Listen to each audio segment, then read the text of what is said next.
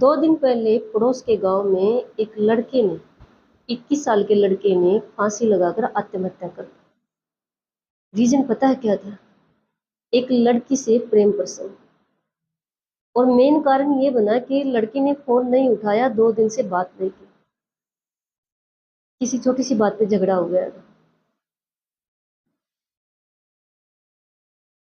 देखो, प्यार यूनिवर्स की एक वो प्योर फीलिंग है जो अगर सच में रियल होती है तो इससे बढ़िया कोई फीलिंग नहीं है सच में। लेकिन ये जो आई लव यू 3 शब्द यूज कर रहे हैं ना, इन्होंने तांडव मचा रखा है।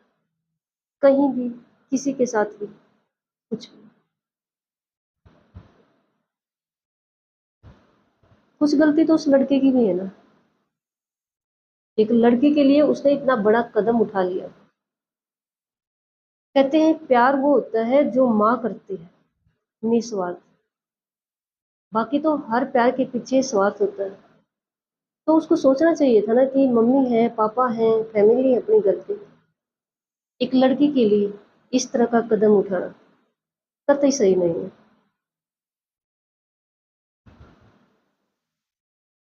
देखो, अगर बात प्यार की है तो रियल कीजिए। किसी को आई लव यू बोल रहे हो तो रियल बोलिए। किसी की फीलिंग्स के साथ खेलना, किसी की जिंदगी के साथ खेलना, इससे बड़ा कोई पाप नहीं है। मैंने अपनी लाइफ में माँ जैसा रिश्ता नहीं देखा। किसी ने पूछा कि प्यार किसे कहते हैं? जवाब देने वाले ने बड़ा कमाल का जवाब दिया। उसने कहा, आपके पास माँ है। जो प्यार आप अपनी माँ से करते हो ना, या माँ आपसे करते हो, उसी को प्यार कहते हैं। बाकी तो हर रिश्ते के पीछे स्वार्थ है। और दूसरी बात, हर रिश्ता एक फर्ज है, जिम्मेदारी है, जिसको हम निभा रहे हैं। मैंने अपनी लाइफ में माँ जैसा रिश्ता नहीं देखा। एक बार एक सेठ को नींद नहीं आती है। रात के 2 बज जाते हैं, लेकिन उसके माइंड में बहुत बेचैनी चल रही होती है। सेठ उठता है। सामने ही एक मंदिर होता है। सेठ सोचता है चलो थोड़ी देर टहल लेता हूँ। मंदिर के पास जाता है। वहां देखता है एक व्यक्ति मूर्ति के सामने सिर टिकाकर रो रहा होता है। सेठ उसके पास जाता है और पूछता है क्या बात है। तो वह व्यक्ति कहता है कि मेरा एक ही बेटा है और वो मेडिकल में एडमिट है, लेकिन मेरे से फीस कंप्लीट नहीं हो रही है, और अगर कल तक फीस जमा नहीं करवाई तो डॉक्टर ऑपरेशन नहीं करेगा, मेरे बच्चे की डेथ हो सकती है।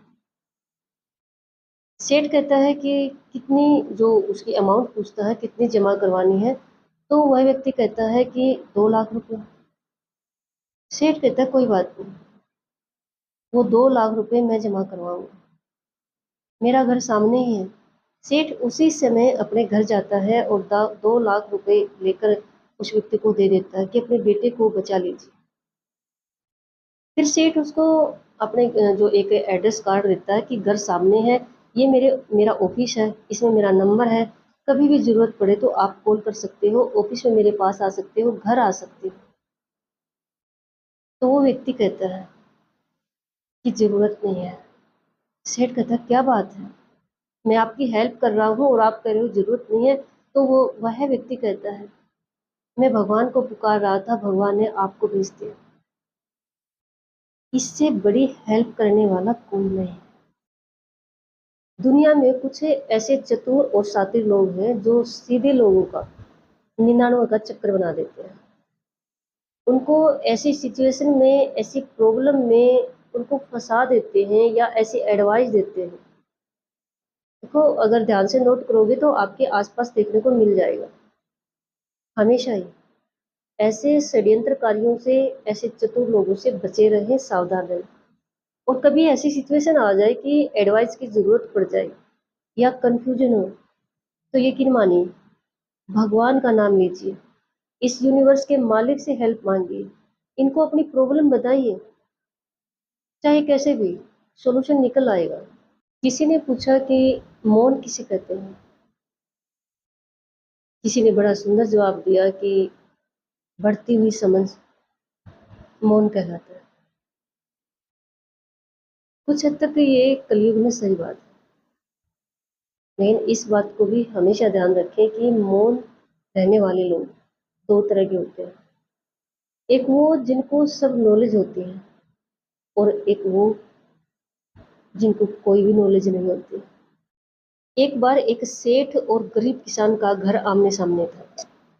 गरीब किसान के घर से हमेशा पकवान की महक आती रहती थी, लेकिन सेठ बहुत कंजूस था। इससे सेठानी बहुत नाराज हो जाती है और एक दिन गुस्से में कहती है कि सामने देखो, एक किसान रहता है, लेकिन देखो कितनी खुशबू आती है खाने की, लेकिन आप इतने कंजूस है कि हमें खाना अच्छा सा नसीब नहीं होता है। सेठ इस बात को अच्छे से समझ जाता है। सेठ क्या करता है, अगले दिन 99 रुपए एक पॉलिथीन में डालता है और उस गरीब किसान के आंगन में घर में फेंक देता है। उस दिन के बाद से गरीब किसान के घर से खुशबूदार महक आनी बंद हो जाती है। सेठानी एक दिन कहती है कि पता नहीं क्या बात है, इनके घर से खाने की इतनी खुशबू आती थी, लेकिन अब पता नहीं 2-3 दिन से क्या हो गया। सेठ मुस्कुराता है। सेठ कहता है ये 99 का चक्कर है। हमारी रियल लाइफ में भी कई बार ऐसा होता है। एक पहली बात तो ये कि हमें पैसे के 99 के चक्कर में ज्यादा नहीं पड़ना चाहिए। देखो, पैसा बहुत ज्यादा जरूरी है लाइफ के लिए, लेकिन 99 के चक्कर में नहीं पड़ना चाहिए। 99 का चक्कर यहाँ क्या शो कर रहा है इस स्टोरी में, कि वो पैसा जो सेठ ने उसे किसान के घर में फेंका, जब पैसे गिने किसान ने तो वो 99 रुपए थे। 100 रुपए की एक पूंजी मानी जाती है, तो किसान 1 रुपया जुटाने में जुट जाता है कि 1 रुपया हो जाए, 1 रुपए की बचत कर लो, 100 रुपए हो जाए, कहीं काम आ जाएंगे। इस 99 के चक्कर में कभी ना पड़े। देखो, अपनी लाइफ है, छोटी सी लाइफ है, अच्छे से स्पेंड करें। पैसा बहुत ज्यादा जरूरी है, पैसा कमाना पड़ेगा, बहुत ज्यादा जरूरी है। और आजकल की लाइफ तो हमारी ऐसी हो गई कि बिना पैसे गुजारा नहीं है, लेकिन 99 के चक्कर से बचे। और दूसरी बात, कई बार जैसे सेठ ने किसान के घर 99 का चक्कर घुमा दिया, कई बार कुछ सात्विक लोग, चतुर लोग, सीधे साधे लोगों की जिंदगी को ऐसे ही घुमा देते हैं। ये 99 का चक्कर पैसे का है, लेकिन वो कई बार अपने रिश्तों में, अपनी सिचुएशन में इस तरह से सीधे इंसानों को घुमा देते हैं कि उनका 99 का चक्कर बना देते हैं। हमेशा सावधान है और ऐसे सात्विक लोगों से हमेशा बचें। जब कोई इंसान मर जाता है तो कितनी कमाल की बात है कि उसी समय उस इंसान का नाम खत्म हो जाता है। ये तो रियल प्रूफ है हमारे सामने। आपने कभी नोट किया हो, किसी के दाह संस्कार में आप गए हो, कोई ये नहीं कहेगा कि भी जो मरा है उसका नाम लेकर उसको उठा लो, या मेडिकल में अस्पताल में है तो ये नहीं कहेंगे कि वो उसका नाम लेके वो नहीं आया है अभी तक। सब यही कहेंगे कि लाश नहीं आई है, बॉडी नहीं आई है, जल्दी करो बॉडी को उठा लो। कितनी अजीब बात है ना। हम सारी जिंदगी अपनों के बारे में सोचते रहते हैं, कभी सिचुएशन के बारे में सोचते रहते हैं, सोचते नहीं है तो खुद के बारे में। आज से ही खुद के लिए जीना शुरू करें, खुद के बारे में सोचें, किसी का बुरा ना करें, लेकिन खुद का साथी खुद ही बने। बुद्धिमान किसे कहते हैं? जो अपनी बुद्धि का प्रयोग अपने पक्ष में कर सके, अपने फेवर में कर सके, उसको बुद्धिमान कहते हैं।